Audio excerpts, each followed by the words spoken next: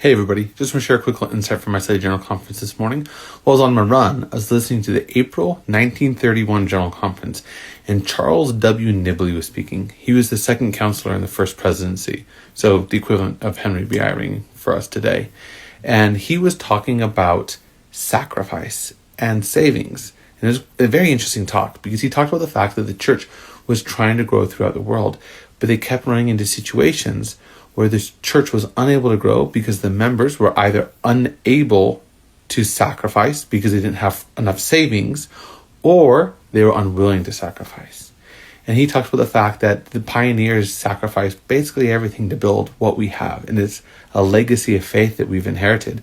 And that today, many of us have gotten away from that attitude of sacrifice, and that we need to be willing to sacrifice and to consecrate our times. And then he talks about the fact that we need to sacrifice some of our wants and our desires so that way we can save. Because if we don't have sufficient savings, we are unable to answer the call when the call to serve comes. And he talks about this explicitly and specifically with missionaries, but applies on other callings as well. But he talks about the fact that many missionaries are not able to serve because simply there's not enough money at home.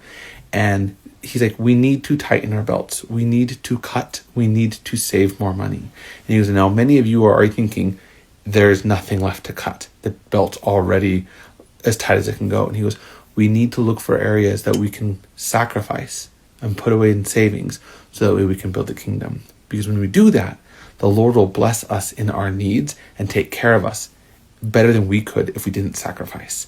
And I thought this was really interesting, especially because the context of senior missions right now have been in my mind because my in-laws are leaving on their senior missions next week. And I know so many people who were like, oh, I'd love to serve a senior mission. I just can't afford it. Sacrifice and savings has robbed them of the ability to serve a senior mission. And I know so many other senior missionaries, or I should say potential senior missionaries, who are unwilling to sacrifice. They're like, well, I can't leave my grandbabies. I've got the money, but I have got too many things. I enjoy my life too much to be willing to go out. And I think that their third group is those who have money and are physically unable.